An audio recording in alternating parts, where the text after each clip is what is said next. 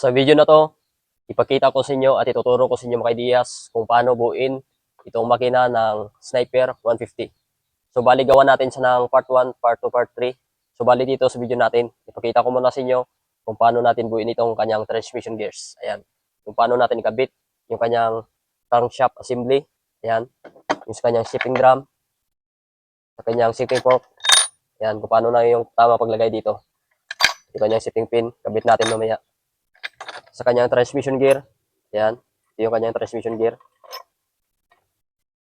So, nakita ko sa inyo kung ano yung ano dito. Yung first gear hanggang fifth gear. Ayan. So, bali ito lang muna yung ating part 1 video. Ito yung buuin natin yung kanyang transmission. So, ituturo ko sa inyo. At abangan nyo sa part 2, yung sa clutch side at sa magneto side, yung paano pagkabit, yung mga gears sa kanyang bandang clutch side. At sa part 3, yung kanyang sa block at sa kanyang head. So, yan mga ideas. Huwag na natin patagalin pa. Ituturo ko na sa inyo kung paano natin ikabit ito lahat, yung crankshaft at yung kanyang transmission gear. Yan. So, tara.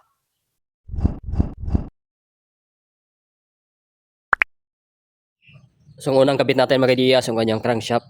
So, gagamit tayo ng crankshaft puller. Ayan. Kung gusto niyo mo rin ito, lagay ko lang yung link dyan sa description or sa ating comment section. So, crankshaft puller to. So, ganun lang paglagay nyo. Ayan. Lagyan nyo lang nito para pantay sa dito, sa kabila. At bago nyo sa torque dito higpitan, so dapat nakapantay yung bearing. Nakapantay ang paglagay ito. Ayan. Dapat pantay siya.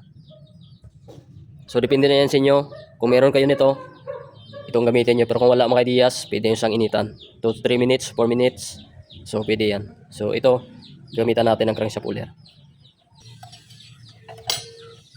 Yan. Gagamit kayo ng tools na 10mm at 22. Stopper yung 10mm dito. Yan.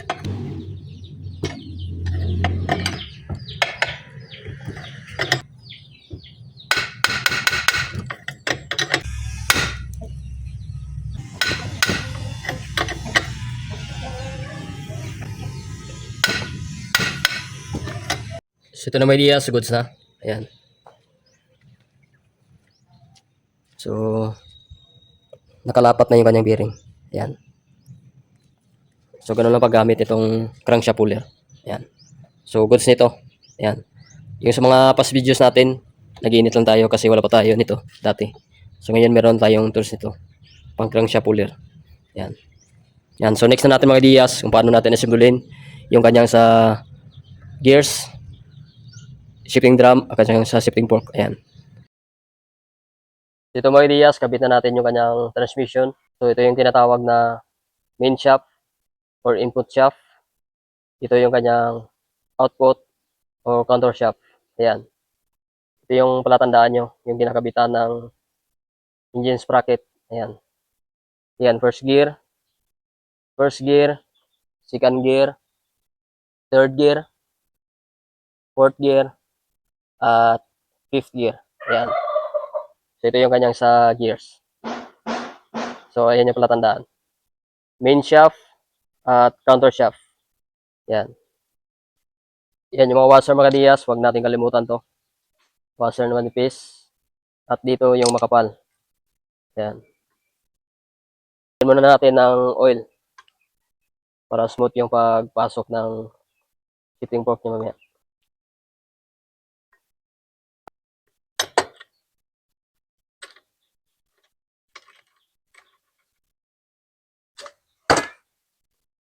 Ito yung kanyang position. Ayan.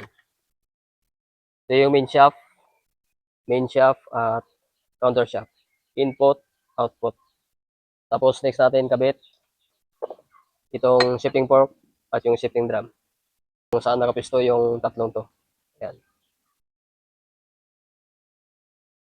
So may mga nakasulat yan dito. Ito yung sa left. Yan, left. Bandang ilalim to. At sa right, bandang itaas. Bandang itaas to. So itong center, ito yung palatandaan niya. Yan ito yung position sa paglagay. Ito yung left sa ilalim, center sa gitna, at right, bandang ibabaw. Yan. Lagay natin. Unahin natin yung sa ilalim.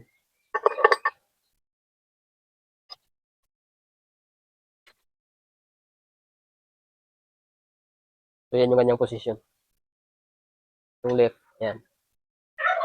Bandang ilalim. Matapos, lagay natin yung center. Yan. Nakakonect ito sa main shaft.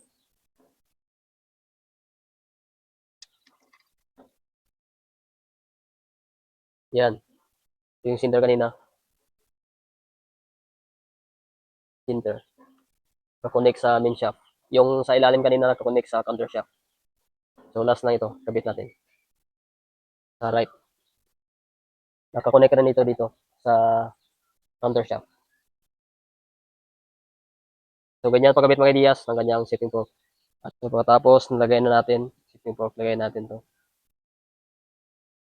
Bago pala natin ikabit ito.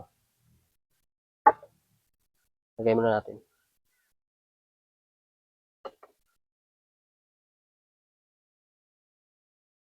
Dito na may ideas, nailagay na natin yung kanyang shipping fork. Yan. Lagay na natin yung pin. Spring.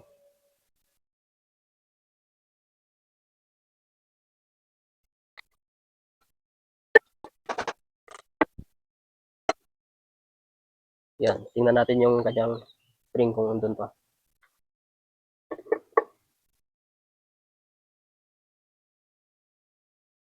Yan yung kanyang spring ideas. Yan. Pagkatapos lagay na natin itong isang spring niya. So, ganun lang. Lagyan natin ng oil. Yan, dapat smooth. Pre-wheel sa mga ideas. Yan. Pre-wheel. So, ganito lang magkabit ng kanyang transmission gear. Ayan. So, madali lang pag nakakabit nyo na itong kanyang shipping fork. So, madali lang itong ipasok dito. Ayan.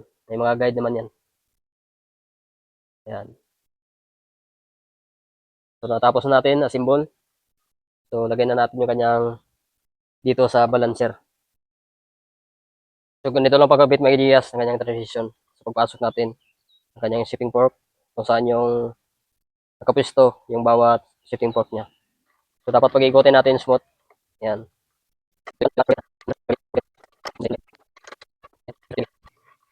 Goods. So, ang balancer, kabit na natin. Sa paglagay, ganito yung kang position. Yan. Yan. So, pwede na nating takpan to. Lagyan natin ng gasket oil dito niya. Yan.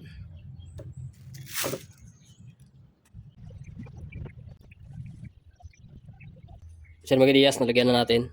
Lagyan na natin to.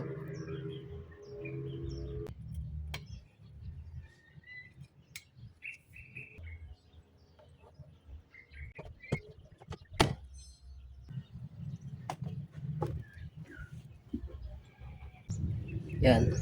So, lagyan na natin yung bolt.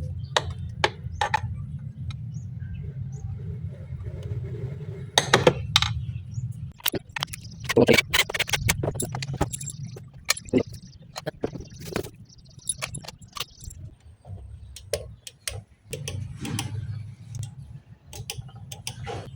So, gagamit lang ganito para pantay yung ipit.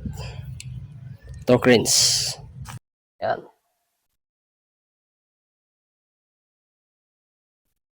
Dito na may Diaz, bali na tapos na natin pag-assemble ng kanyang transmission gears at pati yung pagkabit natin yung kanyang crankshaft assembly kung paano natin siya kinabit.